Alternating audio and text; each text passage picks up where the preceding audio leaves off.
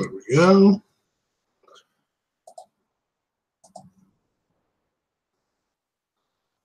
All right. What's up to the faithful 5 viewers of YouTube that have come by here on a manic Monday night?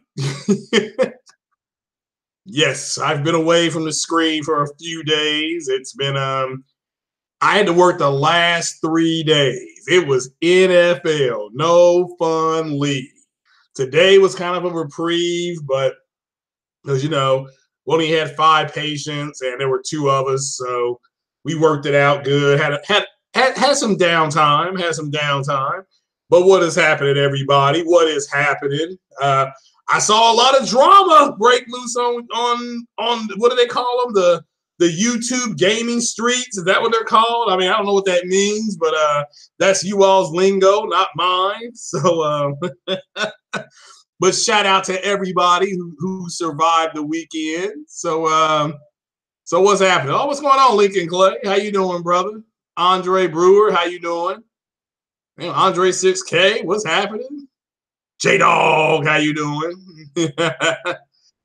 So, Mr. 809, long time no see, brother. Long time no see. So, Lincoln, let me know if you want to jump on, brother. So, you always extend me the vine. I just wanted to go over. I really want to focus on this Halo TV show, man. I'm really excited about it, even though it's 2020. I mean, it's looking more like 2020, but the PSN July games. I mean, I assume you all have heard about the Xbox games, which according to the Xbox community is trash. I mean, that other one I'm looking forward to, that Splinter Cell Conviction, that is fire. Okay, that is straight fire if you haven't played it yet. So you know, you all need to jump on that shit. So because that is a good one. So I got you, Lincoln. So yeah, let me leave this screen here. But yeah, I've not been able to stream. And how did I like Detroit Become Human? It's Detroit Become Human is one of my favorite games. It's up there. It's in my top 10. Tremendous replay value. I still don't know what happened to Kara and that little girl after they escaped that big old house. Because it was just that brother was like, you know, I'm going to help you all get to where you need to go. That's the last I saw of them. You know, that is the last I saw. So it's just, it is what it is, unfortunately.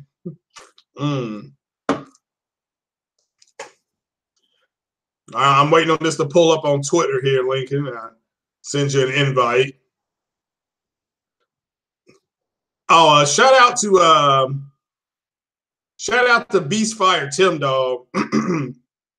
He was wanting to know why Mass Effect Andromeda got a lot of the hate it got. And the reason why, again, I'm a huge Mass Effect fan. And just speaking from my own experience, people wanted Mass Effect 4. And they did not want Mass Effect Andromeda, meaning that they wanted a direct sequel to Mass Effect 3. That's what they wanted, even though they told us, you're not going to get it, stuff like that. What I suggest anybody to do is if you're going to play the Mass Effect series, that's perfectly fine. Check your inbox, Lincoln. I just sent it out. Hopefully it went through. But if you're going to play Mass Effect in order, play Mass Effect 1, then go ahead and play Mass Effect Andromeda. Okay, that's just the best way to play these series, because that's when you're seeing biotics and stuff like that for the first time in Mass Effect 1. Mass Effect 1 is about AI and things like that, AI going rogue. Mass Effect Andromeda has some of the same themes. It's just happening in a different galaxy. So, and then jump back into Mass Effect 2 and play 2 and 3, which has nothing to do with Andromeda. Nothing. You know, so just so everybody knows. So what's up, Danny? So, but yeah, Detroit, but back to Detroit, that's the best, that's one of the best games I played. And so I'm going to play Heavy Rain as well. I'm just kind of all over the place. But Heavy Rain is one of the PSN July games and I think it starts. Is it tomorrow? I think it starts tomorrow. You never played the game yet? Oh, okay. Yeah, I don't want to give nothing away then, so no spoilers for Mr. Brewer. But do you Dark Souls? Do I do? No, I have not. I am going to buy Code Vein though, so that would be my first Souls type of game. I don't like Bloodborne because to me it just feels like I'm hitting buttons. You know, I'm just hitting B, I'm hitting A. I'm sure there's rhyme and reason to it, but I need to know what exactly is going on. I know that's part of the game is figuring out what's going on, but you know, I don't care for that. So yeah, I saw that Savage Uger. Mass Effect did not get ruined. Mass Effect was just as big a title. Well, maybe not as Zelda, but Zelda has nothing to do with that. That's two different audiences playing. I know, and Mass Effect was in a bad spot because Horizon Zero Dawn came out like 2 weeks after Mass Effect. So and I still shout out to Fatal Mephisto because Fatal helped me kind of step back. Part of my problem with Mass Effect Andromeda was that. So and I still mute your mic there. But part of my problem with Mass Effect Andromeda is that I wanted Mass Effect 4. I did not want Mass Effect Andromeda, even though I'm a huge Mass Effect fan. It did not work for me. So it did not work for me. But I was able to enjoy the game for what it was, you know, and not what. And again, there was a group of people online that followed Mass Effect from conception to the end, and they got early access to it, and then they just outright lied. I mean, they lied about the game, the bugs the game had in it. And so to their credit, they no longer do podcasts. To their credit, they no longer do podcasts. So it's time to put it behind us, you know. But people were talking about it on Twitter today, like they're going to make another game. It's like there won't be another Mass Effect game till friggin' 2025 or something like that. So I'll be probably gone from this planet. So hopefully y'all enjoy it. Hopefully you guys enjoy it. I am joined now by special guest, the man, the myth. It is Lincoln Clay. Shout out yourself, Lincoln Clay. Are you here? Yes, I am. Can you hear me? Yes, sir. Yes, sir. How was your weekend? I had a wonderful weekend. A little embarrassed that Thrash kicked my ass on MLB The Show because it was his first time. It was his first time playing the game, and he beat my ass. That was a little bit of an embarrassment. I could deal with losing to him, but it was a little tough losing to him, being that it was his first time playing the game. But getting on with the introductions. Yo, what is good, everybody? It is your boy Lincoln Clay joining Craig Harris on his podcast. I am delighted to be here, and it is an honor to be here. And actually, Craig, your timing is just perfect with this podcast because I was gonna go live myself, but now that you're on, I'll wait until tomorrow so we're not bumping heads. Oh, well, all right. I appreciate you being here. I went a little bit early. I'm gonna play some late night gaming tonight. I plan on it, so gonna stay up. And also, guys, if you don't know, The Witcher 3 with all the bonus content is $20 at GameStop. That's all the bonus content, all of it. The Blood and Wine DLC, the other one, I can't think of the other one. Comes with both those DLCs, $20. Again, if you have never played The Witcher 3, now's your time. Okay, so now is the time to get this game for $20. You got arguably one of the best RPGs ever made. Arguably, it's a stunning looking RPG. I loved it. I beat it 5 times. I got all 3 of the endings that you're capable of getting without having the other Witcher 1 and 2. So, because you can only get 3 endings.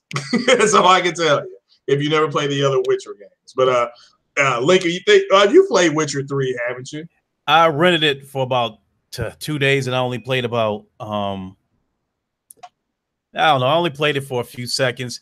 It was just one of those things where I didn't, for the few seconds that I played the game, I didn't think it was a bad game, but it was going to end up being a backlog game.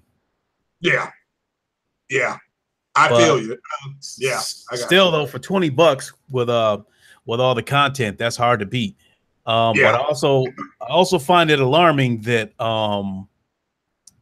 that physical discs are becoming considerably cheaper than digital. Yeah. When I felt like it, when this digital stuff first started happening, I felt like it should have been the other way around, because you buy something digital, you can't trade it in. At least I think on the Sony side, you can't get your money back yet. You can't loan it to a friend. Therefore, in the beginning, it seemed like, the Sony, Microsoft, whatever, should have had to give me an incentive to want to go digital. Yeah. Yeah. Well, versus the physical disc, because with the physical disc, yes, you can trade it in, you can sell it, you can loan it to a person, you can delete it from your hard file and always come back and throw it back in, what have you. In the case of digital, what happens if you delete it from your hard drive and then you come back only to find out that it's been removed from the library? Yeah. No, you're right. That's because it's I don't disagree. I've got more digital stuff on my Xbox than I do my PlayStation. My Xbox has got a more. I didn't realize. I mean, until I was cleaning it out. I'm like, damn, I had a shit ton of digital content. So didn't feel like it though. From Forza to Assassin's Creed but again, guys, go take advantage of this GameStop being on the rocks. Their foundation is shaking. You all can get some good deals. And you know me, I'm a bargain hunter. Bargain hunter. BARGIIN. So I'm telling you guys, Witcher 3 with all the added content, definitely worth it. I mean, you're looking at 100+ hours, but $20. Come on now, you all got to. Even you all can afford that. So I was telling that to a friend of mine. I'm like, hell, I may go back and rebuy it, because if you have the PlayStation, and shout out to Savage U, because I think he bought it when PlayStation did the update on the Pro. So he said it looked pretty good. So if play it like that, like I said, the Blood and Wine expansion alone is worth it. That is an amazing DLC. Arguably, I'll put it out there. It's my favorite DLC, and that's above the Mass Effect Take Back Omega, the Citadel DLC, which is my favorite Mass Effect DLC. So I just thought that was great when you had the party and everything that happened on the Citadel. You get to actually go into the Citadel and see different parts of it. So that was pretty cool. So. But what has been going on with you, Lincoln, besides getting humbled in MLB The Show? First of all, I want to say, Simon Gerard, what's up? Thanks for the shout. Wow, I just I haven't been, I've been streaming. I've been streaming games. The MLB The Show, GT Sport. Tried to stream a little bit of VR and what have you. But the big thing is, I think a lot of everybody knows that I was dealing with a shoulder injury. I injured my shoulder almost 4 months ago, and only about 3 weeks ago have I gotten well enough that I could start, lifting again. So I've been back in the gym now for about 3 weeks, and it's starting to take up more of my time again, because unfortunately, or fortunately, depending on how you look at it, working out is my first passion. Right. And at my age, I got to keep in shape, because if I let my body go downhill, I might not be able to get it back, at 51 years old. Yeah. So with that being said, because I've gotten back into the gym about 2-3 days a week, I haven't been able to do as many podcasts as I have in the past, because I think it was right around the time that I started my YouTube channel back in December. I had just gotten laid off from a job I was at for 10 years. And so because of that, I had a lot of time on my hands. I was putting out videos every day. Yeah. And so now that everything is falling back into place, you know, my time is divided. So yeah. Oh, let me break some more news. This is personally, I've got another one of my Infinity Stones has been found by the Black Order. And my case, PC case came in. It came in on a Sunday. I did not know Amazon delivered on Sunday. It shocked me when I came up the steps and there was a big old box with this funny looking symbol on it, because I wasn't expecting this until like tomorrow. So I've gotten my other Infinity Stone. It's coming together as Thanos said, in time you will know what it's like to lose. So yeah, it's here. It's called a EADG, something like that case. It turns different colors. So shout out to everybody for the donations. And you know, I would put it on screen, but I wanted to share this. Wanted to know your opinion on this Halo. I don't know if you're a Halo guy, if you're a sci-fi guy, but what do you think about a Halo TV series being on Showtime? It kind of in the mode of Game of Thrones. Now, they got Rupert Wyatt. They got Rupert Wyatt, who directed Rise of the Planet of the Apes, to do a 10-show run. They got a good showrunner, Kyle Killen.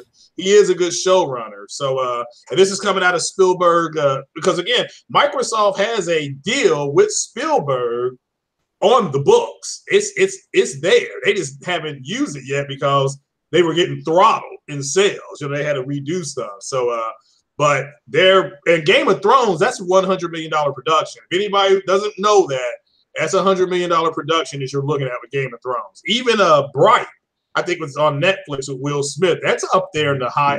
That's up there too. But how often does if I can step in for a second, how often does Game of Thrones come on?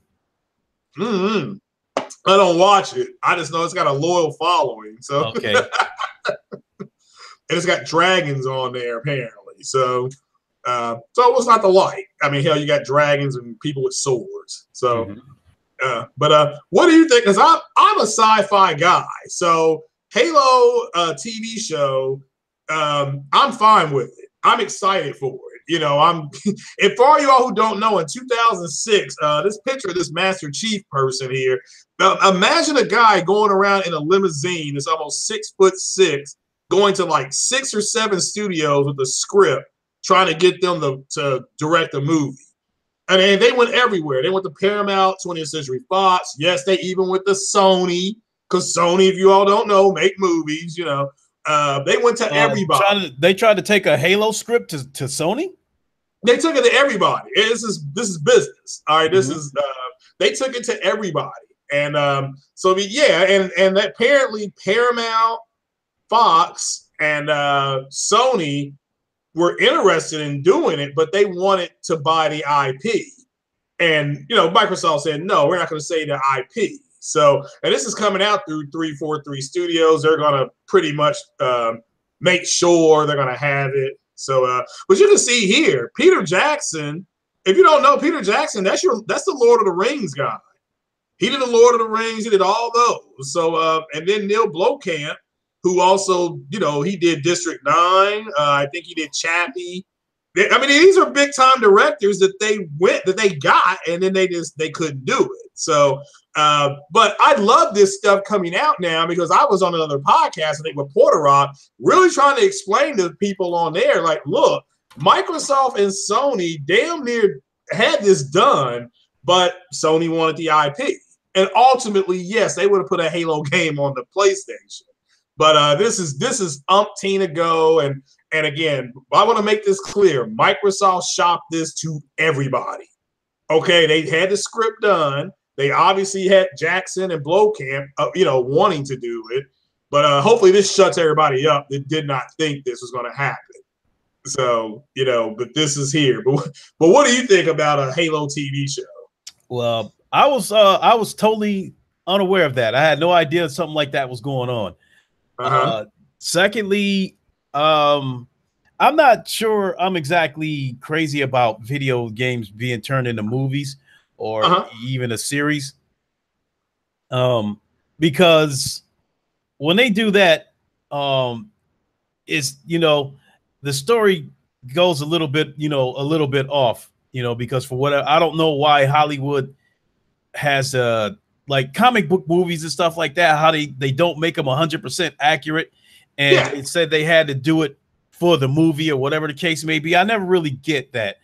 And I'm a person that, if you're going to do a movie on a video game or a comic book character, I want it to be 100% accurate. Oh, really now? Yeah. I don't want the story being too far off, and so that's how I would feel about the Halo thing. Now, upon learning this by you just now telling me that, the knee-jerk reaction is that I'm thinking to myself, wow, I wonder if a bunch of people are going to get mad that, Microsoft seems to be catering to everybody except the hardcore Xbox people. Well, I mean, they were pretty hot when that that Halo game came to Dave and Buster's, and then you get Gears Tactics on PC. So there's been some people in the Xbox community that's been pretty vocal to feel like Microsoft's, and then the American Dow, is like a lot of people have been vocal about Microsoft seeming to do everything for everybody except Xbox. And they've been told, and what they got was wait a few years, give these studios time to get up and going. Yeah. Well, but in the meantime, everybody else is getting something right now.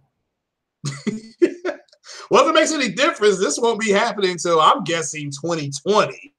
Now, Comic-Con San Diego, which is the big one, that's happening in 2 weeks. So you may get something out of there. And I'm not talking about a trailer, but you may get some interviews with a couple people because they haven't even cast it yet for this. They have not even cast it yet. So, but yeah, I mean, people got to understand that Microsoft is done with the traditional console, blah, blah, blah. They're everywhere. When Phil Spencer came out, on Bloomberg News, which got nothing to do with console war bullshit, came out and said, we want you to play your games on every game on whatever device you want. He means that. He really means that. He's not just saying that for filler. He wants you to be able to do that. So I'm looking at PSN July. So I just the console war stuff is over. I mean, that's a dead horse. They've what are these? Here are all the video games. Oh, okay, July 18. So yeah, I just don't get it. That's all I can say. I agree. It's a bunch of simps running around who think that they're still trying to compete. Look, they had to go out and get help. I mean, can you imagine Wendy's calling up Burger King saying, "Can you help us take on McDonald's?" I mean. Like, they're doing that anyway. You want to know the truth when it comes to the burger market? McDonald's does dominate the burger market. With that being said, it wouldn't surprise me if some of these other chains were to collaborate, and try to slow down, try to slow down McDonald's. Now, just because I say I wouldn't be surprised if they do it, doesn't mean I support it. Yeah. So with that being said, I'm not, I guess I'm not surprised that Microsoft got somebody to join forces with them against Sony, but I am surprised that that Nintendo got into the act. Yeah, I mean, I'm not. I mean, Nintendo to me is perfectly. But I guess since Microsoft, even though Nintendo comes out, there's garbage there. Oh, I'm sorry. Go. You bought it out for a second. You bought it out for a second, so I thought. No, I'm screen sharing, so I may be stealing away some of my bandwidth. I apologize. Not a problem. Yeah. No, I was just saying the Nintendo your plate that makes it look good, or they want to be the secondary console. They have found they can make a pretty good living in that part of the market, that part of the world. They're happy. So yeah, Yeah, I don't blame Nintendo one bit for. I don't blame Microsoft for doing this. I mean, you cannot. They're in a can't win situation. You know, they've got analytics, and this for everybody. Heavy Rain and Absolver. That's the free stuff for PlayStation Plus. If you're starting tomorrow, so or tonight, you know, as they may say, as some people may say, but yeah, I can't blame Microsoft for doing this. That's what people are like. They don't understand why Microsoft's doing it. I'm like, I understand it perfectly when you are getting throttled, but to help everybody, Microsoft has analytical data that says that more people would have bought their system, but other people were on PlayStation. Therefore, they bought PlayStations. That's it. That's why Microsoft is doing this. But bear in mind, at the beginning of the community, at the beginning of the generation, that I believe that the PlayStation sold more, not so much because of what Sony did right, but because of what Microsoft did wrong. Pricing that console at $500, the DRM, the always, you know, the 24-hour check-ins, you know, the ability to, you know, taking away, you know, not being able to loan your friends games, whatnot, because the way that worked back then, if you loaned a friend a physical disc to let him play it, I guess he could only play it for 24 hours. After that, he's locked, you know, he's locked behind a paywall. And if he wants to continue to play the game, he has to buy it. All that stuff was anti-consumer. And, yeah, well, I mean, I don't disagree with that. I think the biggest blow was the Sony coming out and selling for $399. No matter what, because Microsoft had more games at launch. I mean, they had major games releasing at launch.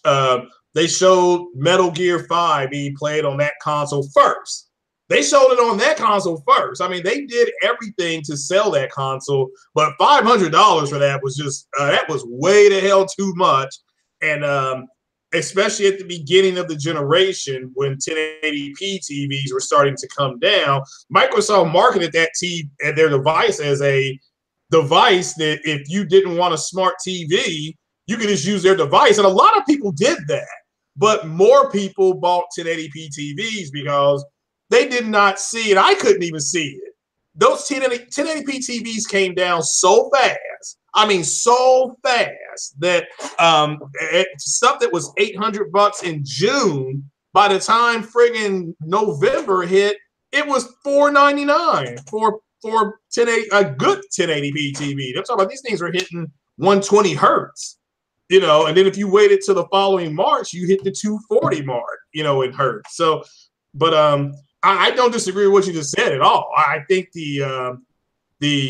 and then Don Matcher didn't help when he said, well, if you don't have internet, you just play on the 360. Just arrogant as hell. That was the icing on the cake. That's what sealed it for him, because I was in a situation. My thinking was when both consoles were announced, I was thinking that I wanted to get both of them, even though I was purely disgusted with Microsoft during the 360 generation and how they handled the red ring situation. But despite that, I was still thinking to myself that I was going to get the Xbox so I could play with my friends.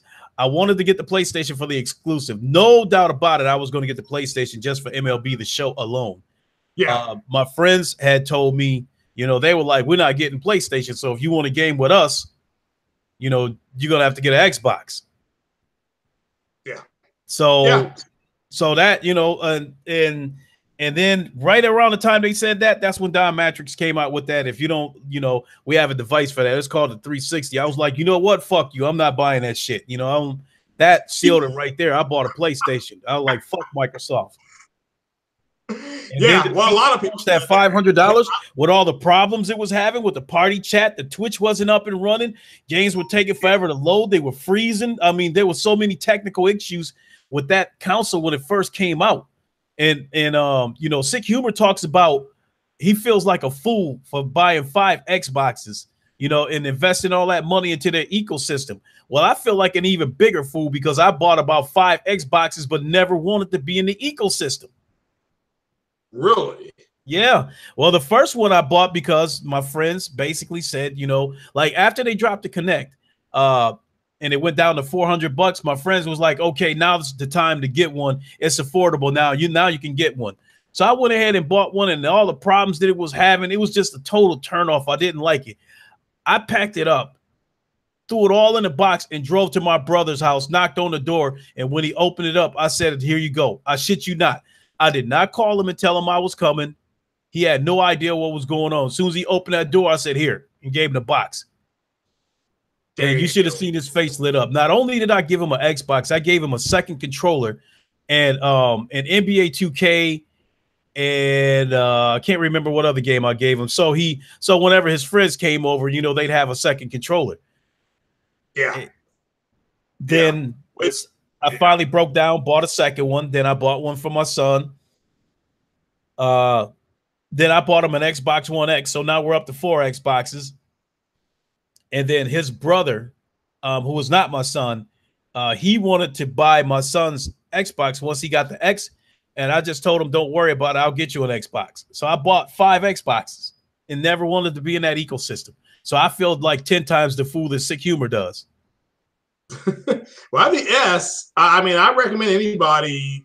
If you want to get the Xbox ecosystem for cheap and not spend a ton of money, get the Xbox One S. Call Microsoft up and see if you can work a deal with getting Game Pass or Live, because you might be able to get it. Just call them and ask. Is there any way you can just tell them you don't want to have to pay $20-$25?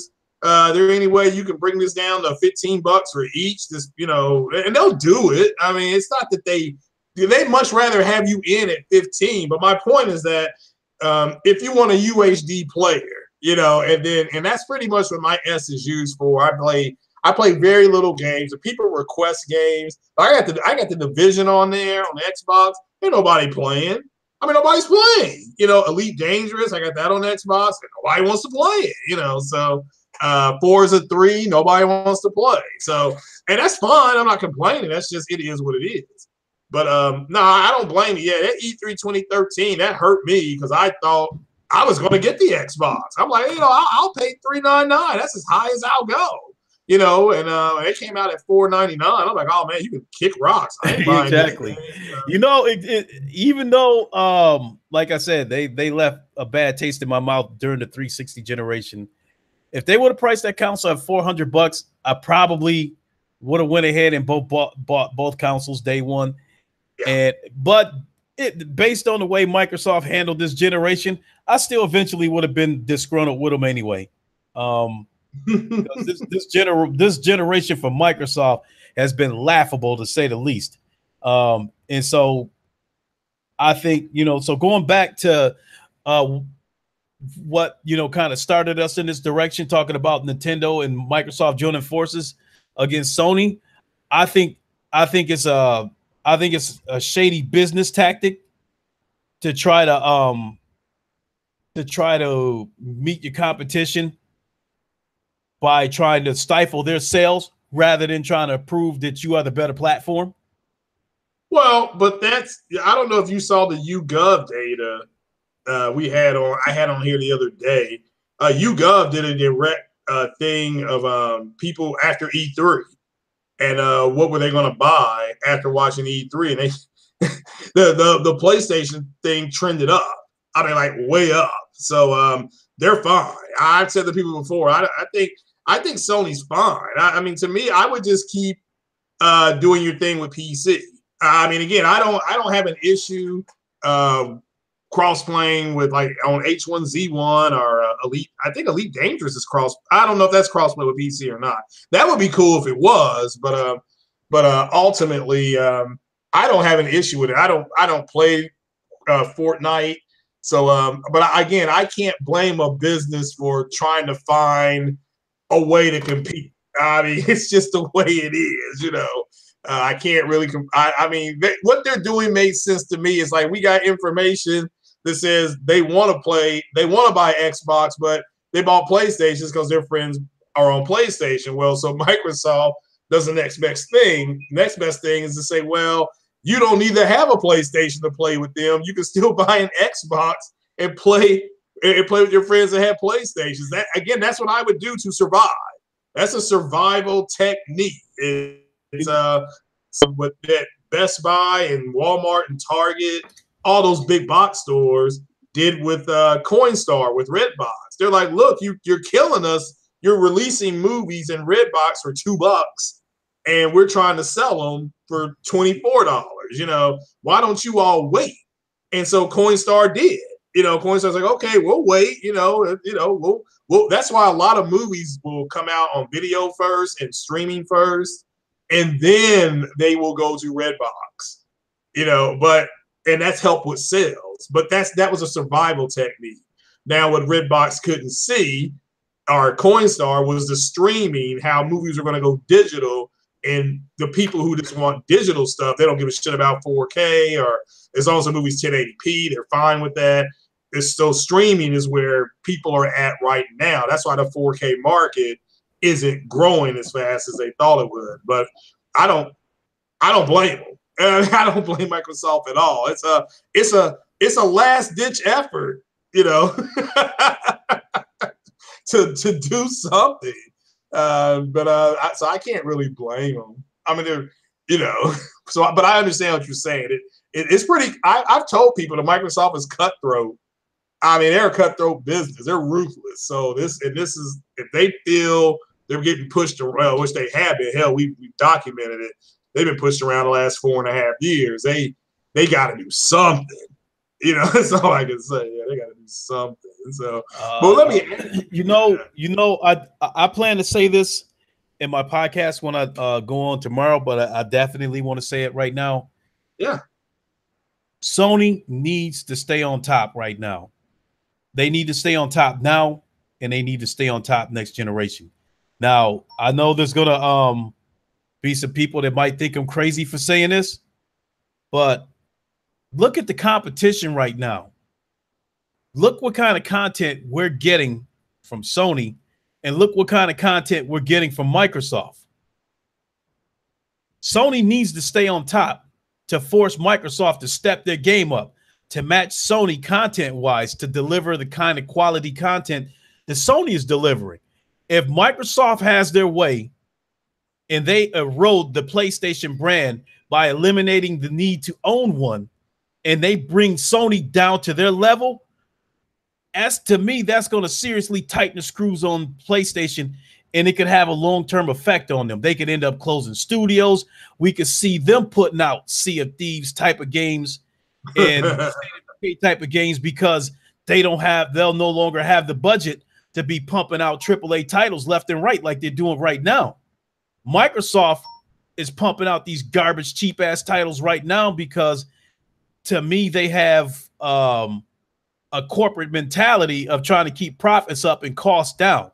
Sony's willing to spend money to make money, and Microsoft is trying to do it without spending money. And if they bring Sony down to their level, Sony will end up following that route. So we need Sony to be on top to force Microsoft to step the game up. So I'm hoping that this crossplay thing that they're trying is going to backfire in Microsoft's face. And when the next generation starts, Sony retains their user base. And when the next generation starts out the way this, oh boy, that's Gunru Gaming. Oh shit! Ask him if he wants an invite. Just a minute, hold on. I'll put a. Let me go to Twitter just in case he says yes. What's up, man? What up, bro? What's going on? I am in a podcast with Craig Harris, but he said if you want to join us, he'll send you a link. Oh, okay. Yeah, I want to jump in there. Okay, then come on in. We'll pick. About? We right now we're on the subject of crossplay. You know that's been a hot subject. We'll move off of it though. I promise the chat. I mean, we're gonna talk about other things right now, but that crossplay shit just won't go away. Oh, okay. So we'll pick this up when you jump in here with us. All right. See you in a second. All right, then. Yep. Cool. He's gonna join us. So to finish off what I was saying, we need Sony to stay on top. Yeah. Because it will force Microsoft to step their game up. Because if the next generation goes the way this generation is, where Sony is doubling the amount of consoles sold, it will force Microsoft to have to do something to match Sony sales wise. It will force them to have to step the game up. It will force them to have to bring us quality content. I mean, look at right now. The proof is in the pudding. You know, Microsoft tried to say that single player games are dead, but you see how Sony is flourishing in that department, and their community has been screaming for these single player games now. So now here goes Microsoft saying that, okay, we're going to start making single player games. That's what we need to happen in the next generation. We need Sony to kick Microsoft's ass to force them to step the game up and deliver quality content. Because I promise you, if Microsoft has their way and they bring Sony down, gaming is going to go into the toilet, because we can expect to see State of Decay type games, or even that bullshit ass Miami Streets come to console. And yeah, that was strange. And shit like that will be touted as a AAA title. Yeah. Well, I mean, Sony, my whole thing on it is that it's almost like the Xbox can, well, I mean, they're using it as a slam card, but they act like they know more than the Sony community. I mean, like than the Sony brand itself. So, all right, how do I spell Gunru's name? I don't know if I have him on my list. Oh, I got him. Okay. I hope this is him. So yeah. But that's, to me, that's what they come across. They come across like, well, we know this is better, and I'm really glad that that developer from Bethesda came. That proved my point the whole time. Microsoft wants all third-party developers to go to crossplay.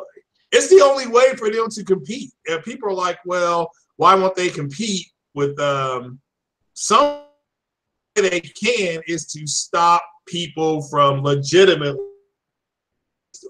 That's it. They're not any other way.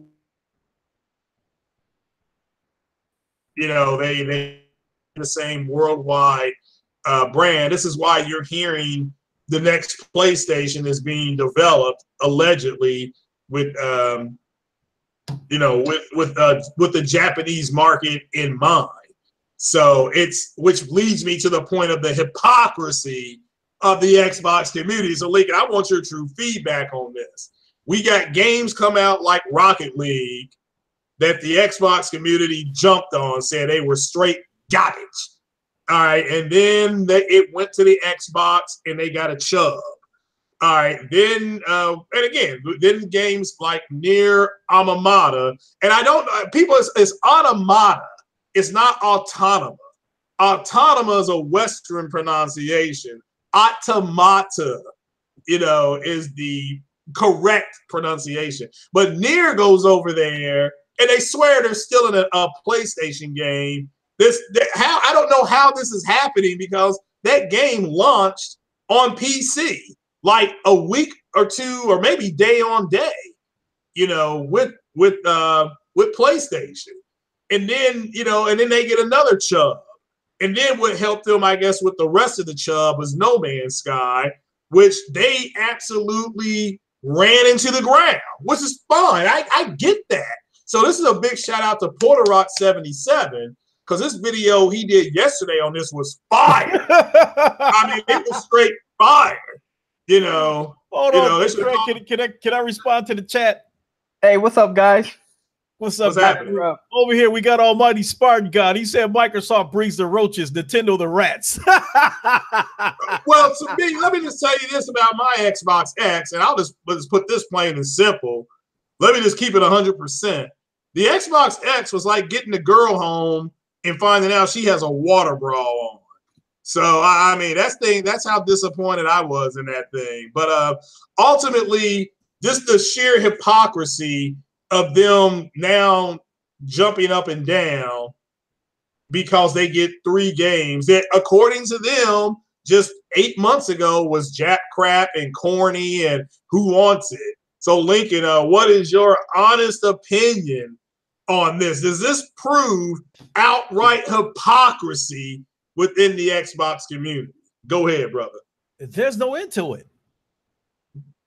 I mean, the biggest, uh,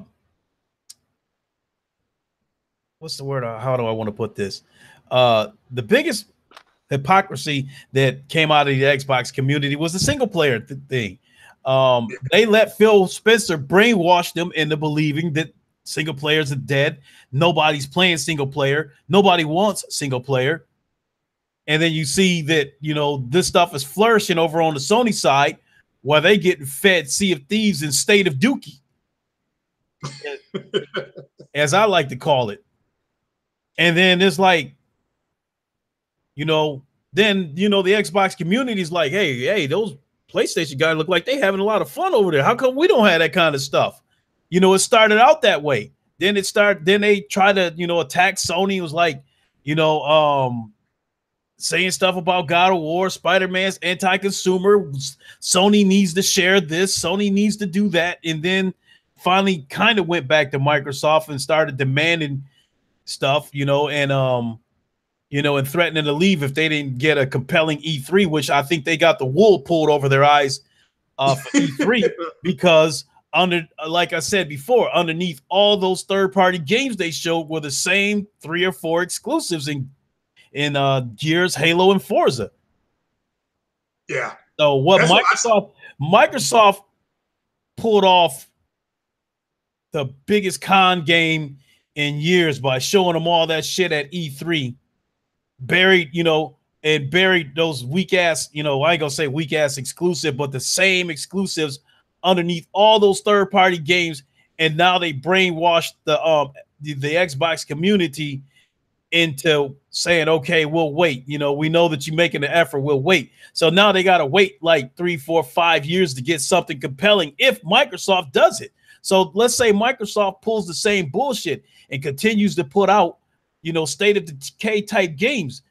The Xbox community is not going to catch on to it for 4 or 5 years because that's the time frame they're willing to give Microsoft, because Microsoft, you know, got the juices flowing by saying we acquired these studios and what have you. So they pulled a huge con game. So yeah, but yeah, that's true hypocrisy though, that they allow Phil Spencer to tell them what they wanted and what's not good, you know, what's not good for gaming and what's gonna die and stuff like that. And then, you know, the proof had to be in the pudding by seeing the God of War sales, the Horizon Zero Dawn sales, and seeing one exclusive after another being popped out. Even if these Sony games are one and done, they're pumping out game after game after game, and they're different, you know, in their different experiences. Instead of going and play Sea of Thieves, the same Sea of Thieves 6 months from now, it's not going to change. It's not going to be a different game 6 months from now. Wow, I played Sea of Thieves and it was trash. I mean, this when I played on it was not very good. So I mean, if you're enjoying it, great, cool. Now shout out to Duke Jump, who got he bought the MU7000 series Samsung TV, and it's a good TV. I mean, you got that wide gamut HDR now, so enjoy it. If you have issues setting it up, just direct message me, because you got to set this one up a little bit differently. But sounds like you got it going. I'm glad you're enjoying it. And yeah, get your gaming on that TV. Shout out to you, Underwood Gaming. Welcome to the podcast. Appreciate you jumping on this. It's unscheduled. I know you probably had something else to do better than come on this dog shit show. But ultimately, what do you think about this outright? What do you think? Do you think it's hypocrisy within the Xbox community, or do you just think that my personal opinion is that they've wanted the same games, they just didn't have them? And Lincoln made a good point about Spider-Man. To me was the game to me that kicked this all off was Horizon Zero Dawn. When you listen to the Xbox podcast, that game comes out the most. Nothing. I mean, that game gets talked about more than anything, and that game's gorgeous. Like I said, it's the best looking game I've ever seen, ever. And I've been gaming since '77. But ultimately, Gummer, what do you think? Do you think this is hypocrisy, or a little bit of the faking the baby? What do you think? Okay, so let me get this straight. So you gotta excuse me because I kind of been out of the loop a little bit on it because I've been doing a lot of traveling with my son, and so I've been kind of dipping in you guys' podcast here and there, listening to the news. So what exactly is the backlash that Microsoft is doing? What is going on with these fanboys about this cross? Is it about as far as crossplay? Yeah. What Microsoft did, and again, I think it's a brilliant strategy. They activated crossplay. Well, part of E3, Nintendo's press conference was that they've got Fortnite. I call it Fort Pub. Yeah. So, but they got Fortnite, and then a day or two later, Nintendo and Microsoft announced they were going to do console crossplay with Fortnite. Now, I don't know how it works because Fortnite on the Switch is allegedly going 30 frames per second. Allegedly. I don't know. Of course, on the Microsoft system, it's at 60. So with Fortnite, if you have the Xbox, it's crossplay with PC and Switch. So they are surviving together. It's like Burger King and Wendy's openly saying we got to take down McDonald's. And we need to help each other do it. But that's what it is. So the Xbox community is attacking Sony. Shout out to King Thrash. They're using internet rage to do it. It's brilliant because Microsoft doesn't have to attack at all. They just let their fanboys and fangirls do it. So it's but Sony understands that ultimately that will cut their nose to spite their face because Microsoft has analytical data, and Sony knows this. They actually have factual analytical data that says that Phil Spencer knows that more people would have bought the Xbox, period. But their friends had PlayStations. Mm-hmm. So he has created a scenario. It's a brilliant business scenario where he can come out and say, you no longer need to play on PlayStation to play with your PlayStation friends. Now you can still buy an Xbox and have access to them on these games. Yeah. And so they're pushing. It's brilliant. It's a brilliant strategy. It's not working, so he's not going to do it. But that's what's going on with the crossplay. But what's your opinion about that since you've been traveling? Can I step in real quick before you say something, Gunroo? Go ahead. Yep.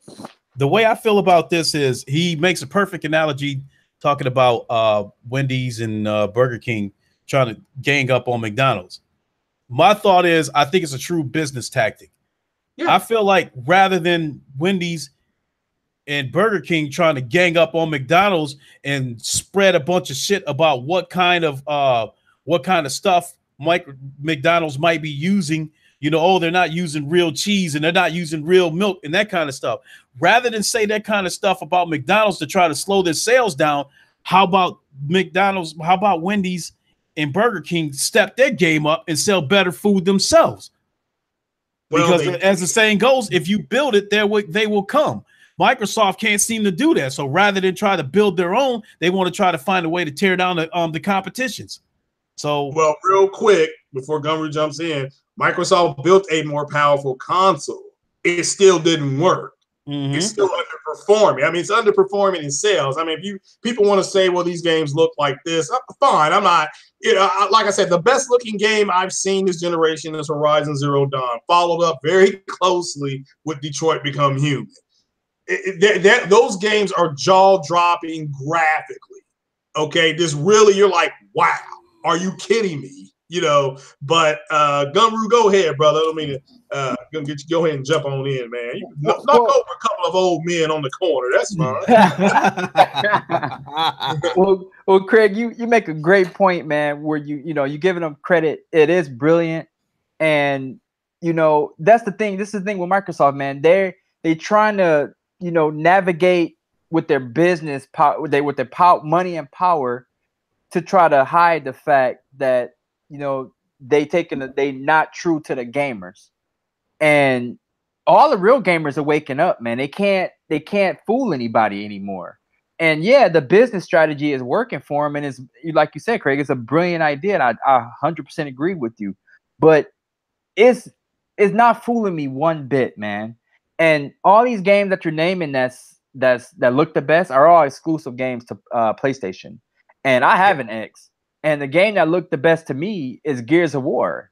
And there's nothing else. There's no other reason to even, is there a reason to own an X for that game? Because all the other games on Sony look better than Gears of War, in my opinion.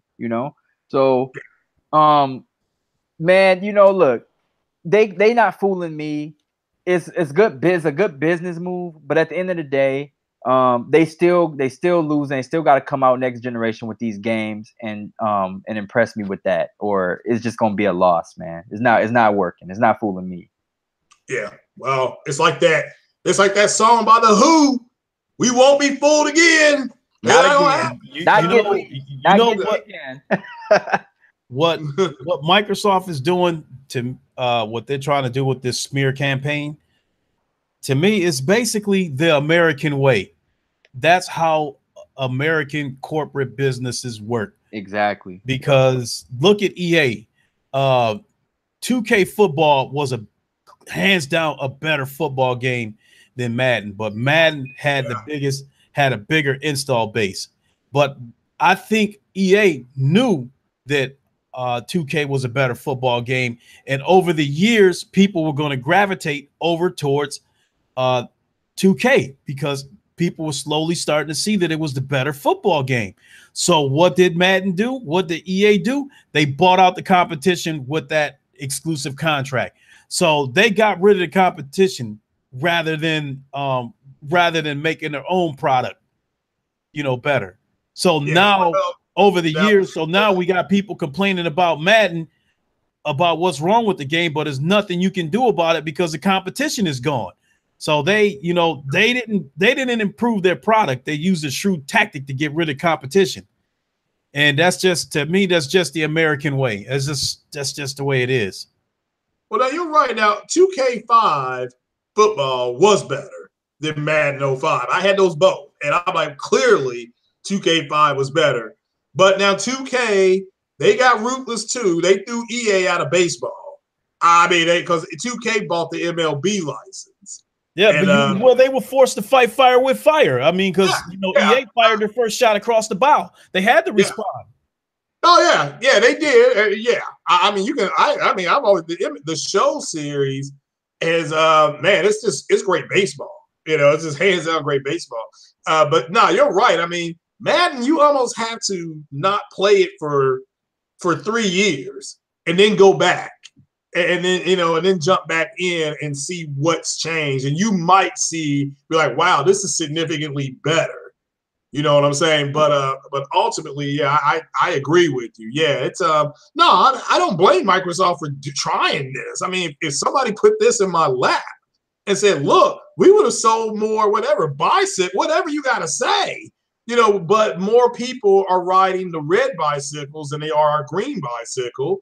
What are we going to do? Because the people on the red bicycles, they can ride on those trails over there and we can't. So, yeah, I would create a scenario by bringing in a third party. And, I mean, Nintendo's not going to stay in that ecosystem long because their online launches in 90 days? So they're not going to say they're not going to not use their own ecosystem online. So, but, yeah, it's funny to me. Gunru, what do you think about some of the hypocrisy in the Xbox community as far as now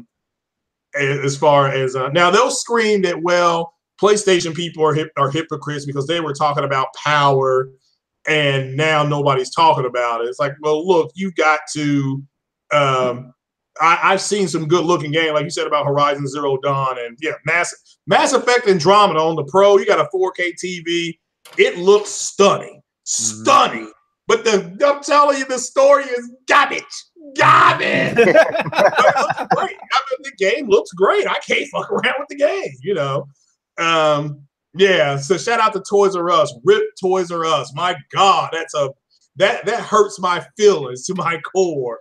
But ultimately, the near alma mater game, the what's the name of the other one? I can't. No Man's Sky and Rocket League. These are the 3 games I specifically remember the Xbox community making fun of, like literally having podcasts making fun of.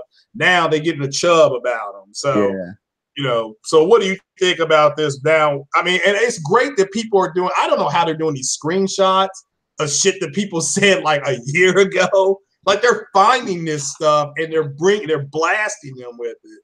So, Horizon. So hey, Horizon's my favorite game. I love stealth takedowns, but ultimately, so what do you think about that, Gunru? First of all, Horizon, that's on my list. I'm getting ready to pick that up and play that. But man, I'm appalled by these Xbox fanboys. And listen, I used to be one of those guys. Like I was like, oh yeah, Sony this, Sony that. Xbox is the real platform. But this is when I was more into my multiplayer days, and I was just kind of more of a fanboy. I have my, like I said, I still like Microsoft. I like the features that it has. I like the controller and stuff like that. But they pretty much getting exposed with the with the fan. See, that's the thing. I look, and as I hate to say this, I look at Microsoft gamers as more casual, in my opinion. And ever since I started playing PlayStation games and been more involved in that community, I see, how it feels to be a true gamer, to experience everything. And Microsoft really don't have nothing to go against Sony with. So when they get in these games, that's just a bullet that they getting put in the chamber for them. They think they can fire off, and it's not working, man. And they just get exposed. They get exposed big time. Yeah, So, and I think the PlayStation community is more passionate about the games they play too. Exactly. Yeah. That's true. And that's a word. Like, oh, here we got this game, we got that game. It's more for bragging rights. But if you could just look at their achievement scores, I mean, they ain't playing these games. I think right now it is a great time to be a gamer, despite all the microtransactions, despite the smear campaign by Microsoft, and pay to win progressions and that kind of stuff. I still think it's a great time to be a gamer. I'm having such a wonderful time on my PlayStation, even though I get on, even though I put out these streams and I'm getting my ass kicked on MLB The Show, I'm still having a wonderful time. I do some of these races on GT Sport. I have some mediocre races. I'm still chasing that first win, but I'm having a wonderful time doing it. And not only am I having a wonderful time playing these games on my PlayStation, I'm having a wonderful time streaming these games and interacting with the community. I love it when they come into the chat and I talk to them while I play these games. It's just a wonderful time for me. Yeah, and I enjoy your GT Sport, how you're explaining the game and how the drivers are, how they're reacting to you and how it's extremely realistic on what they're doing, trying to set you up and push you to certain spots on the track where they can pass you. Then not only pass you, but pin you in. The one thing I'll give Forza 7, the rain effects at dawn. If you all don't know, I saw a track with the rain effect with the water on that track. Jesus, it looked sensational. It was photorealistic. So I've always thought that Forza was extremely good looking, but it doesn't have the simulator feel to it. You can just debo the car and power all around the track. You can't do that in Gran Turismo. Trust me, I tried. I tried. I played on both. And there's a track, I forgot which track it is. It's on both of them. And, the people that have done the track, that commissioned the track, said it's much more realistic on Gran Turismo as far as the reaction, the curves, the way you have to break into the turns is more what you have to do with GT Sport. With that said, it's apples and oranges. It's not a huge deal. If you like arcade style racing, Forza, it's just the way it is. Well, and everybody knows, he said Drive Club looks better, but we all know that Rise Son of Rome did it first. So that's just, we all know that. So, no matter what we do, like somebody took a picture of Stanley Kubrick and they photoshopped a picture of Rise, Son of Rome when he was, for his Gladiator movie he did. So, but yeah. But man, Gunru, what do you think about this Halo TV show? Since you're an Xbox guy, are you a Halo guy? I am a Halo guy. I like Halo. And I'm interested to see how they do this TV show. But this the thing, man. I want them to do something different. I'm kind of Halo'd and Gears out because those are my two favorite. Halo is what brought me to the Xbox. So I want to see what they do with this. Like I said, I'm happy to be a PlayStation gamer too. So I got that, and look, I got both consoles. I enjoy them both. So, I'm looking forward to see what they do with this Halo TV. I am a big Halo fan. Halo 2 is my favorite. So, man, I just looking forward to see what they do with it. And I'm kind of in a dilemma because I know the new Halo is coming out, way in the future, next generation or whatever. And I already told, everybody, and I told myself this plenty of times that I'm not buying the Xbox day one this time. I just feel like I just been burned. So I'm gonna hold on to my X as long as I can and then just enjoy it for what it is, man. Well, it'd be won't it be cross platform? Shouldn't it be on the X too? Or it should be, yeah. It should be on the X. But I'm like the type that I want the latest and greatest. So if I have the X and the new Xbox is out, I'm kind of side eyeing, looking the other way, like, man, I want to pick that up too. But I can't fall into that trap no more, What about building a PC to play it? That man, I want to learn how to do it and do it myself. See, the thing, I don't think I'll be able to pull it off on my own. I'll have to have some help with it. But if I buckle down and really focus on it, I think I can do that. But that is an option down the road for me, is getting a PC. Yeah, I'm shocked. I'm trying to put one together myself, and it's I'm running into that I'm running into what do the guys say? It's the deep breath before the plunge. Because check this out. So I get the Ryzen CPU at Best Buy. I ordered it. How much was it? 15999. It's the Ryzen 5. I think it was a 1500 series. No, I mean, how much did it cost? It cost me 15999. But get this, $1,600. Wow, 159, 159. Yeah, with a 15. You just chased me off. I was about to say, shit, PC is not going to be in my immediate future. All right, but check this out. They don't have them hardly anymore. So I go up there today to pick it up. I walked in there with a head of steam. Like, where is my shit? I mean, I ordered my case, and my case come in on Sunday. So I'm like, where is this shit at? And they were like, well, we don't have them. So they refund my money, and they had the i5. I'm glad it's Savage Uger and Corey Massey's here. They had the i5 on sale for $179.99. So should I just go ahead and get the i5 for $179.99 and just call it and just forget about the Ryzen CPU?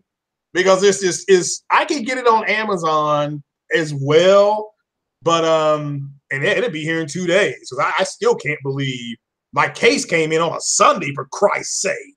But ultimately, what's better? This Savage is saying the i5. So just go ahead and get the i5 for $179. Is that what you're saying? i5, what? I think it's the 87K. Let's just say it's the 8700 one. So I can't think of the other number that's on there. Will my i5 outperform the i7? That shout out to Ryan the Professional. This is for Corey Massey and or Savage. So this is on sale. Which one? God, I think it's the 8700.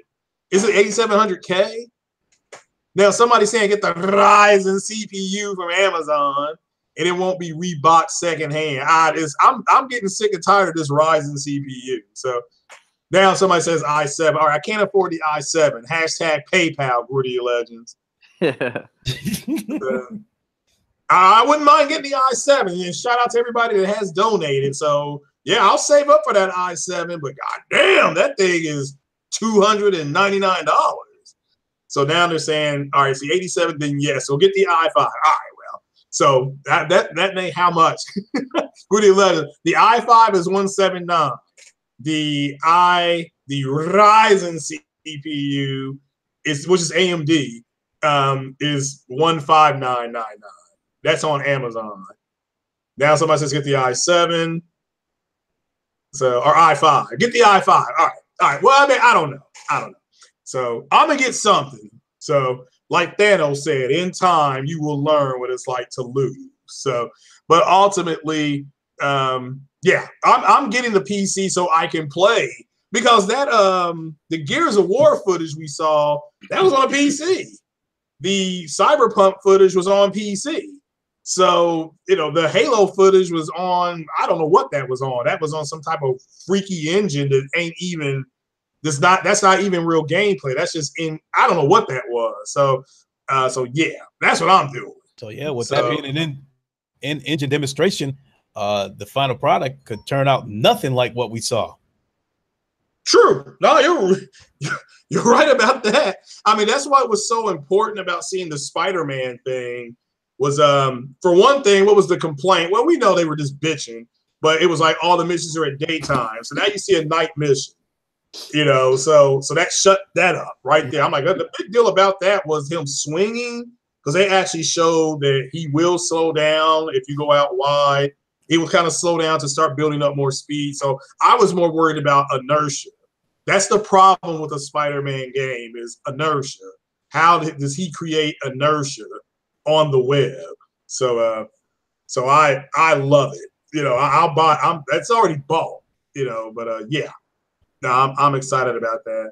Everybody's saying don't buy the i5. I mean, man, look, Gritty Legends, you my man, 50 grand. All right, but you want me to get that i7? That's hashtag PayPal, man. That's all I can say to you, brother. I mean, that's just one brother to another, So, but nah. That's my problem, man. Like, how much do I spend? Where do I, because I don't want to have to get something and then No. You have to decide where you want your graphics to be. That's the first step. Where do you want your game? Do you want your games to be all 60 frames per second? And let's just say 1440p and high settings. Mm-hmm. That's where I'm going to go for mine. You may say that I want 1080p open frame. So at this point, I can play at 1080p open frame. I can play 1440p 60 frames per second at high settings. So it just depends. That's the first thing you have to want to figure that out, where you want to be at. So okay.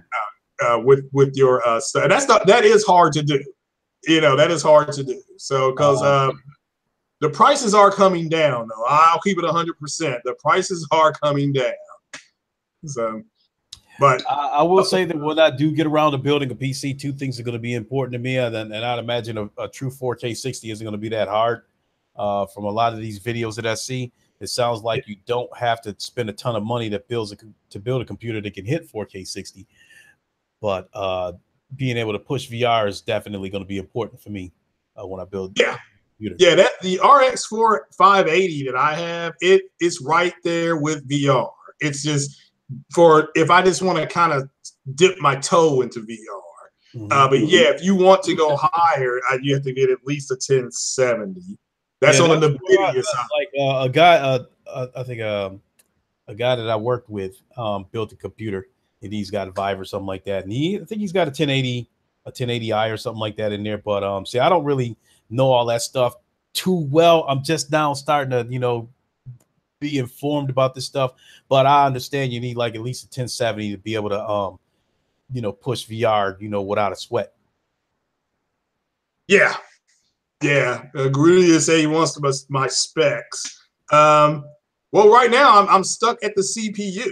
I'm like stuck. I don't know what to get, either the i5 or the Ryzen CPU and like the. That's what I definitely don't know shit about. But since I've heard so much talk about this Ryzen, that probably would have been the route that I would have went.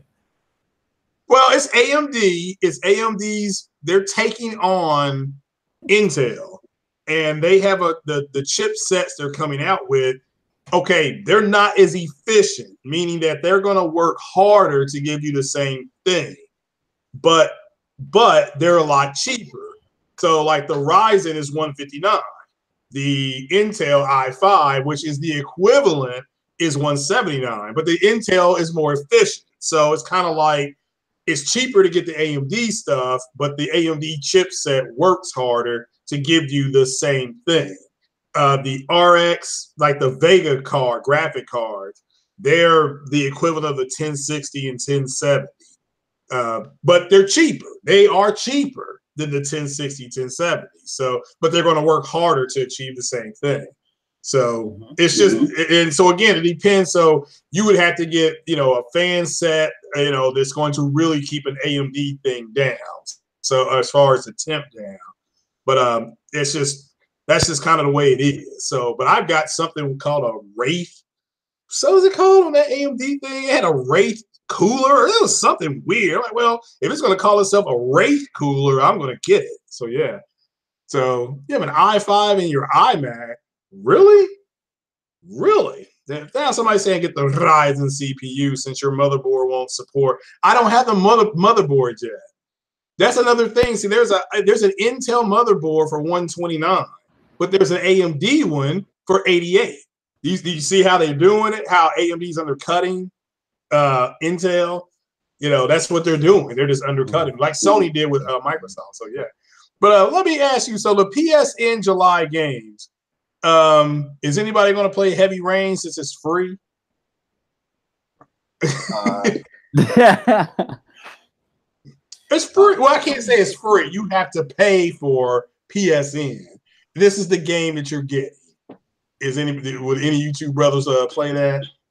I have played Heavy Rain before. I bought it day one when it came out on the PS3 because not only did I like the story of Heavy Rain, I thought that game raised the bar in terms of graphics on the PS3. Because I think, I'm not gonna lie, Gears of War did raise the bar, and games that games have come out over the last generation that kept raising the bar, and I thought, Heavy Rain was one of them. That game looked so good. Back then I was totally blown away by how good that game looked, and I did like the story. And I think it's a rather gripping story. And so for those who haven't played Heavy Rain, if you like Detroit Become Human in terms of the gameplay, I definitely recommend Heavy Rain. It's a pretty gripping story. It's it's a pretty gripping story to say the least.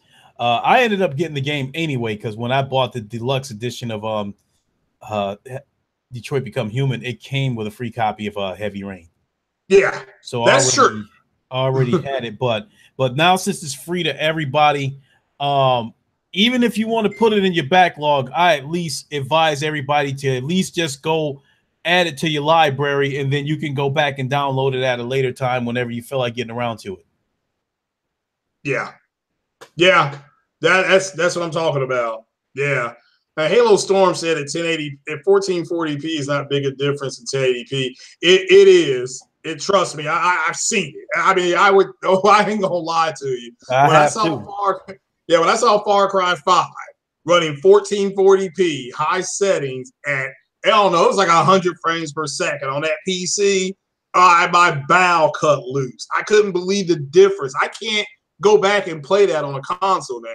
Not after experiencing it close to 100 frames per second. It ain't happening. And it was stunning, the differences in that. And even the 4K.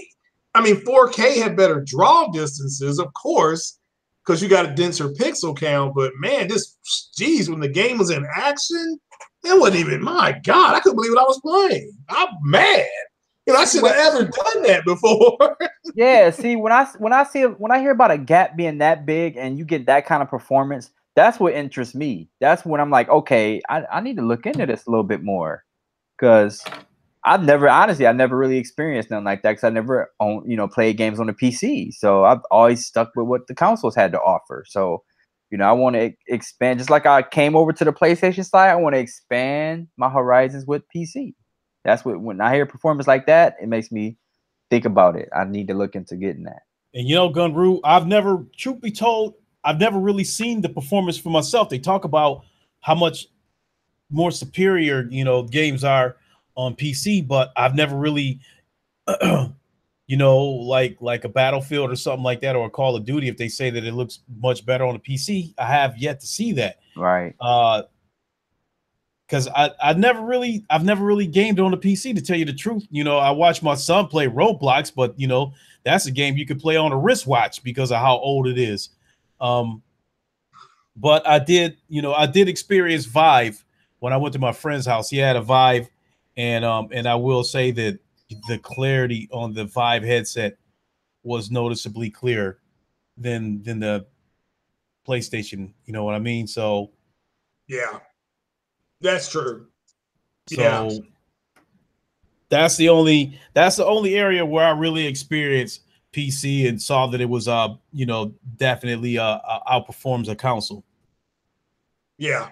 Well, to me, I mean, if Sony with their next console, and they say, look, we want 1440p 60 high settings on everything, and people will be happy with it. I mean, they'll be ecstatic with that. I mean, seriously, because your TV in 4K will go ahead and upscale it to 2160 anyway. I mean, your TV does it automatically. So, I mean, that's why if you put I put this regular Blu-ray movies in on my PlayStation, and it upscales them to 2160. It says it's doing it, so it looks a little bit better. Now, for it, it can't fuck with the HDR. Let's just keep it a buck. Can't step to that HDR. So in UHDs, but also because the bandwidth changes. But ultimately, nah, fam, it ain't. I agree.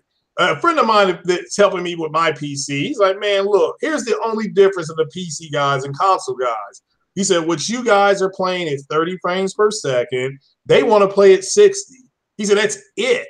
Because he came over and he fucked around with my Detroit Become Human. I said, well, would this make a difference at 60 frames per second? He said, a game like this, no. He said, no, this is fine at 30. He said, but when you come into your shooting games, your driving games and stuff like that, you want that to be at 60. So, and he played Gran Turismo, because I've got that. And he was like, well, this is pretty good. He said, but understand, if this was a PC game, this 60 could be 80 to 120, frames per second. He said, that's the difference. So, and I was like, oh, okay, well, Jesus, I can't imagine playing at 120 frames per second. But he said, that's the difference. He said, you could just manipulate it up. So, I said, well, if I buy this Forza 4, Horizon 4, that's coming out on the PC, with my PC, what will I be at?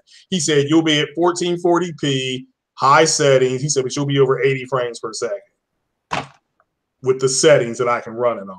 So I'll be fine. I mean, I'm good. So I'm gonna get it. I'm buying Forza, but I'll just have it on PC.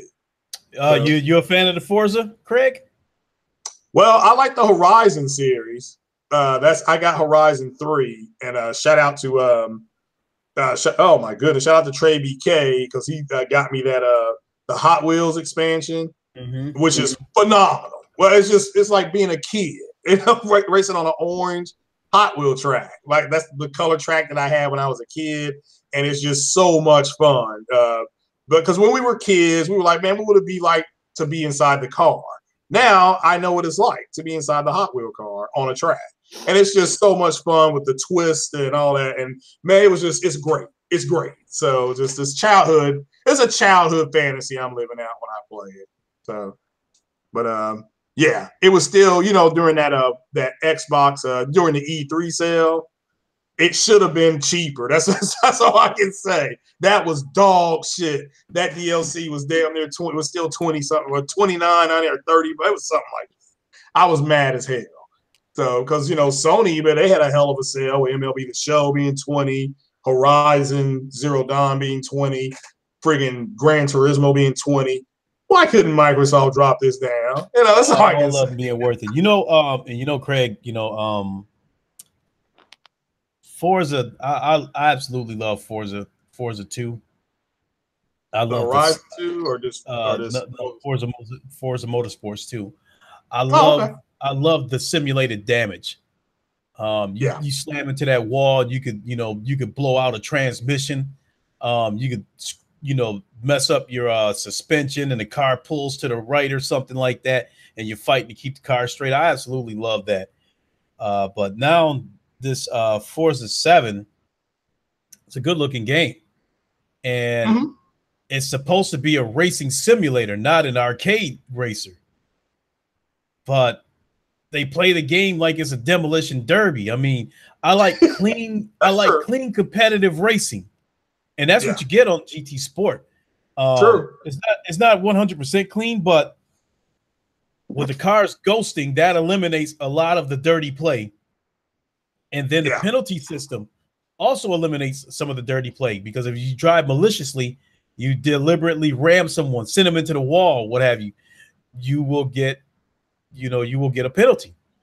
And so in the case of Forza, I was playing Forza a few months ago, and I caught up to this guy, and I got into a slipstream. The guy was trying to zigzag to try to keep me out of his slipstream, but I stayed on his ass.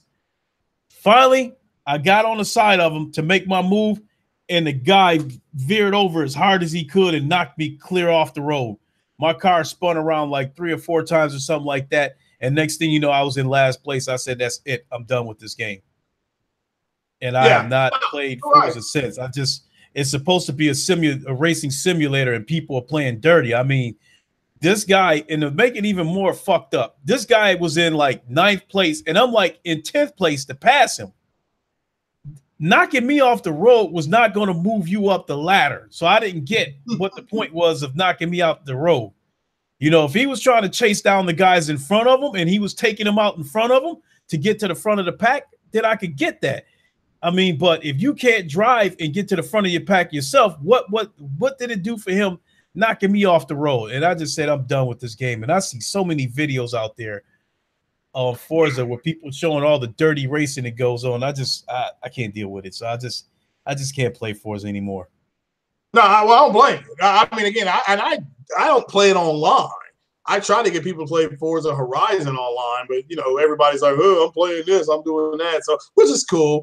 But motorsports, there's a big difference in both of those communities.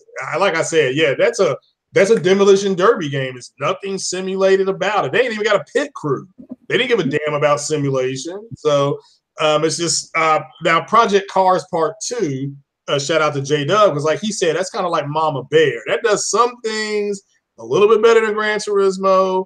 It does some things better than Forza, but overall, it does just a little bit more, and not as much, on the same end. But I like the driving in the mountains, and it affects your tire pressure, which like in real life.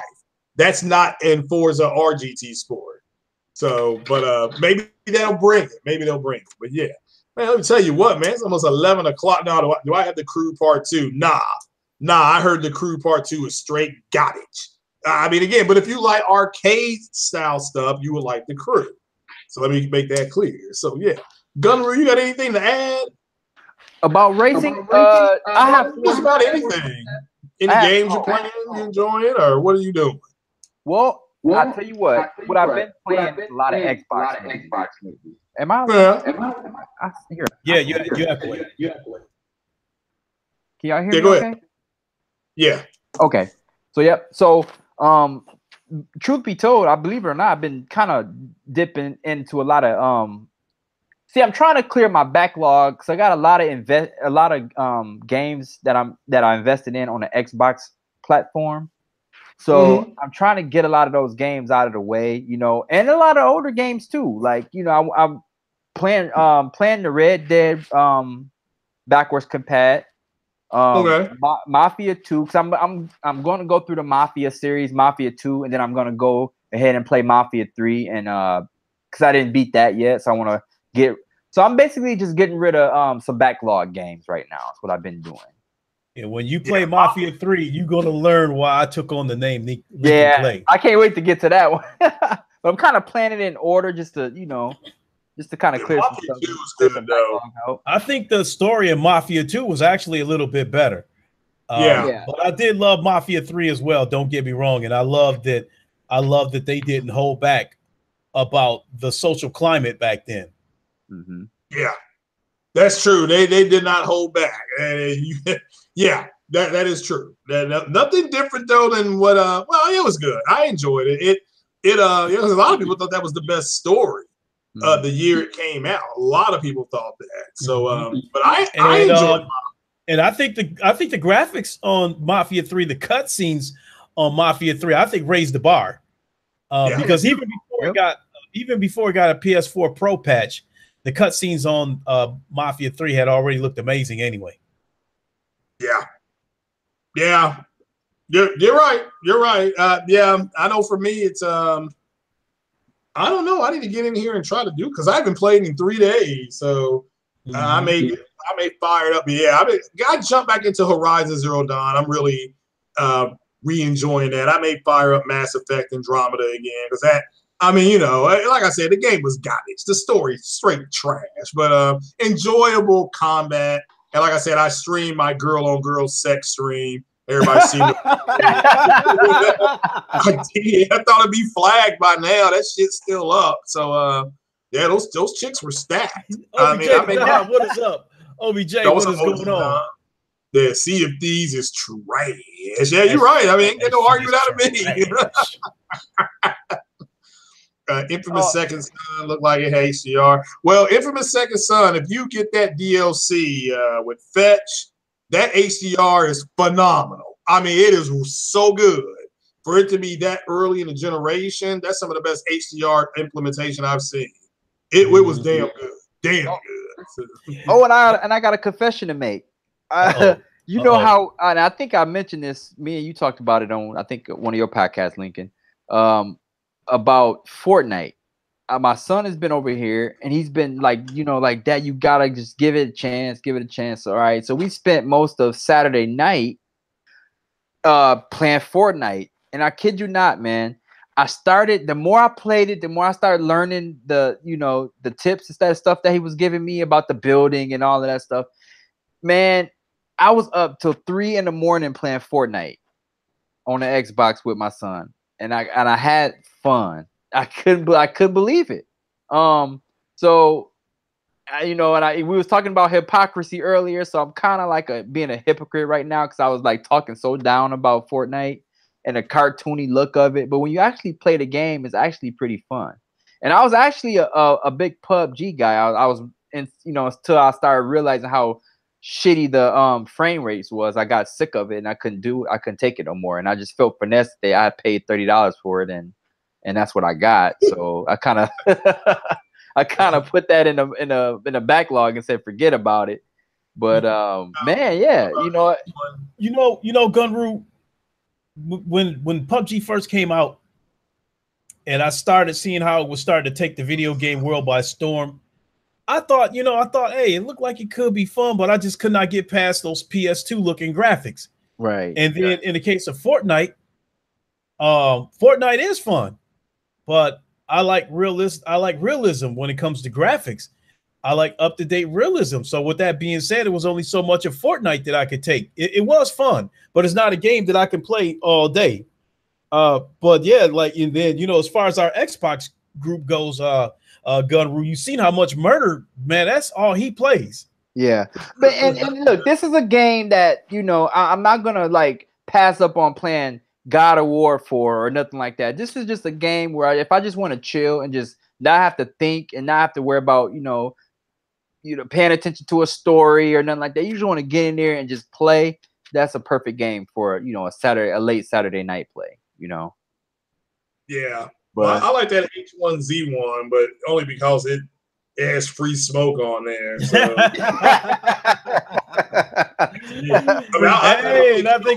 And I just want to, if it's okay, Craig, I'd like to let the chat know that at the conclusion of this podcast, I will stream something, whether it's a daily race of GT Sport or whether I play MLB The Show. I'm going to do something because for me, it's killing two birds with one stone. It's getting my gaming fix in, and then I can interact with the community. So I definitely enjoy streaming.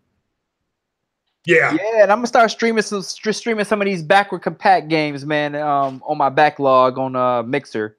like the Mafia 2s and all that, just in case somebody want to get the itch and want to get back in there and start playing some of those games. You know, I tried to stream Mass Effect on Mixer and nobody watches. I played one day for like an hour. I'm like, all right, damn, nobody's interested in Mixer anymore, I guess. Yeah, it's so much easier to stream from straight from my PS4 to YouTube. So a lot of my games, man, I'm gonna be, probably buying like the multiplayer games that's coming up. I'll probably be buying them on my PlayStation 4, man, because I want to be able to stream it through YouTube. Yeah. Well, you can stream on Twitch on the Xbox, can't you? Or is it just straight Mixer only? No, I think you could do Twitch. I think. Okay.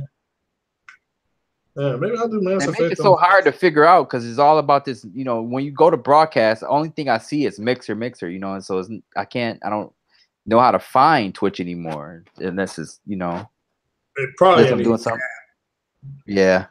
Replaying Fallout 4 in preparation for Fallout 76. Well, one's got nothing to do with the other one apparently, but no, I'm going straight to Fallout 76 if I play that. Yeah, Fallout is okay. Fallout 4 was disappointing, but doesn't Xbox have Fallout 3 as well? Or is that just on backwards compat? I thought that went to Game Pass. So I was like, well, I'll tell you what, if they're going to have that plus throw in all the DLC, I will reactivate my Game Pass. Because that Fallout 3 is something else. I love me some Fallout 3, but Top Dog said I'm tired of me playing the same game all the time. Hey man, that game's phenomenal. Screw you, man. Yeah, the Mass Effect 1, 2, and 3 is phenomenal. That is the way it should be. But yeah, I swear to God, Craig, the way you play Horizon Zero Dawn, you would think it was a multiplayer game. Oh no, I like Horizon Zero Dawn. This is a good game. It's challenging even to this day. It's hard for me to play. It was hard when I played it the first time, but it's still fun. I like the different areas, and because when I beat it the first couple times, I didn't go to all the areas of the map. I just, I played the missions. I did some of the side missions, but I was just stunned by the game itself. But now I'm not riding a lot of the animals you can overtake and the robots. I'm just walking around and just seeing some of the, because people are like, they programmed Aloy to do different things in different situations. So sometimes she'll go through, if she's not hiding, she'll do certain things. It's kind of like, it's weird to see it. It's like a real person. She'll skip over puddles like a kid. Just if she does it automatic, because all you got to press a button, she just does it. So she'll reach up to look at the sun and stuff like that, or she'll come. I mean, it's just stuff that's kind of like, wow, I'm just catching it, because it's kind of like Gorilla was like, well, we put other stuff in there to make her extremely realistic. And I'm like, well, the only thing she doesn't do is poop, because everything else I see this girl doing. So yeah, that game. Go ahead, bro. I was just gonna say, this last tidbit, that game, Horizon Zero Dawn, is definitely a game that raised the bar graphically, and it was the first game that I had saw with HDR, because by then I had got a TV that had HDR, and the game looked so good that I was like, wow, it's gonna be hard for Microsoft to top this one, because I was wondering what game they would come out with that could look as good as Horizon Zero Dawn. And even with that game being over like about a year and a half old or something like that, it's still an amazing looking game. I mean, it still looks better than anything. It still looks better than any exclusive Microsoft has. Yeah, well, Uncharted Lost Legacy. I mean, I got to keep it a buck. Gears looks really good too, but to me, Gears is in its 5th iteration, because everybody keeps forgetting about Gears Judgment. That's kind of the ugly stepchild. But there's been true. 5 Gears games, and then if you include, there's been 5 Gears games. So ultimately, I would expect Gears 4 to look better, because it's the 4th iteration of that engine, and they're ginning everything up. But this Horizon, just my God, that Decimate engine is just a beast. And to think what Kojima's game will look like at the end, when he got his hands on that engine. So we'll have to wait and see. It's cool. Somebody said, let's Fallout without combat. Boring. What makes Fallout stand out is the combat. It is the VAT system, the targeting system. You can target. I mean, I tell people are like they keep getting killed and stuff like that. I said, well, if something's coming after you and you got a shotgun, target the legs. That's all you got to do. You target the legs, you run, you get away. You know, it's just kind of the way it works in Fallout. So yeah. Well, all right, yeah, we're gonna get it up out of here. It's 11 o'clock East Coast time. So yeah, anybody got anything to add? Man, keep gaming, guys. Keep gaming. That's all I gotta say. Like Lincoln says, it's a great time, perfect time to be a gamer, man. That's all I gotta say. Got a lot of games to play. Yeah, there's a lot of food out there for everybody. I'm gonna end up getting my shit together for work late because I'm feeling like a crack fiend right now. I'm ready to jump on that PlayStation. Oh, I heard that. Yeah, I may turn in. I was gonna stream, but I can't do it. I'm tired. That 3 days in a row is catching up to me. I'm an old man. Yeah, I think I'll go ahead and do a GT Sport live race because I think I've done about 3-4 baseball streams in a row. Yeah. And so time to change it up a little bit. Oh, there you go. That's cool. Yeah. All right then. Well, you all go ahead and shout yourselves out then. Go ahead, Gunru. You came in late. Well, now you can't tell me you weren't late, so because it was just kind of. Yes, sir. I appreciate the invite to the podcast. I always enjoy it with you fellas. This is Gunru Gaming. Chad, thanks for hanging out. Look forward to seeing me some more. I'm glad to be back. This is my first night back from a long stint of traveling, and I am back, and I will be doing some gaming, hopefully some streaming, and some, throw a couple live streams out there with podcasts and stuff like that. So just be looking out for Gunru, man.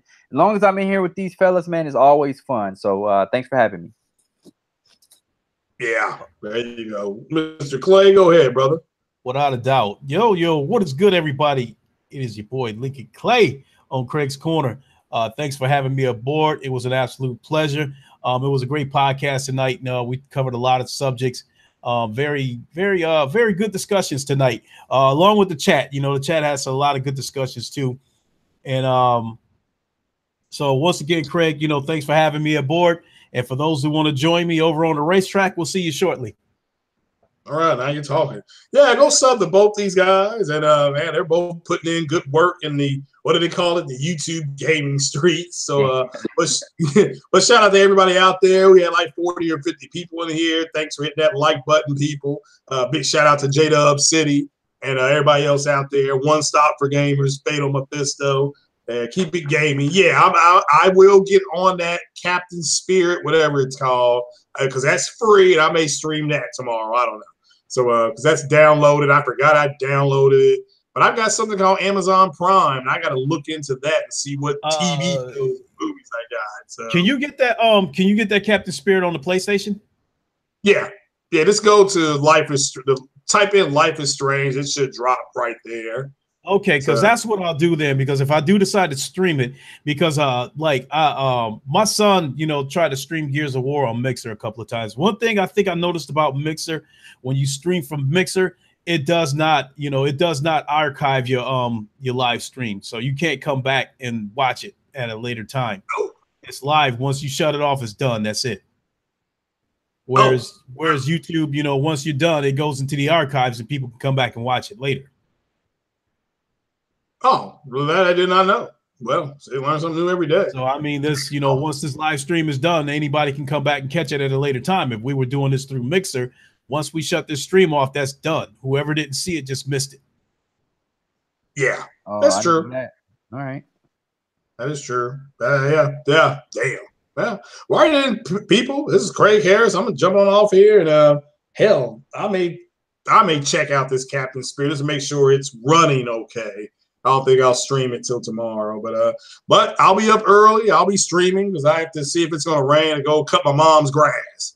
I only got one mom, so I got to take care of business. So no doubt about that. No, and I always enjoy catching your podcast from work, Craig. It helps me get through my day. Yeah, so if you all see me streaming early between 7 and 8 o'clock, just join me. I'm a pull in some of that sick humor crowd. Oh yeah, I'll be in there too because I'm one of them early birds that be at work that love to jump in them streams. Mm-hmm. Keep me busy. That's good. Well, all right, guys. Well, hell, maybe we'll see you there tomorrow. But hey, chat, thanks for keeping it busy. Thanks to all the mods out there, keeping it clean, keeping it gaming. Appreciate it. This is Craig Harris with Craig's Corner. I am jumping off of here. Take it easy, guys. Peace. All right, see y'all later. See ya.